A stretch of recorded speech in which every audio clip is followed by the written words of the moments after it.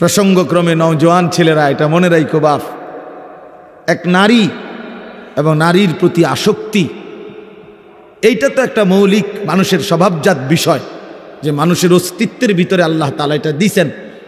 কিন্তু সেইটা কেউ যদি নেককার স্ত্রীর জন্য অপেক্ষা করে আর আল্লাহর কাছে দোয়া করে আর নেককার স্ত্রী, চরিত্রবান স্ত্রী মিলে, আল্লাহর কসম, তো পৃথিবীতেই তার ঘরে, তার জীবনে জান্নাতের সুখ বিরাজ করে।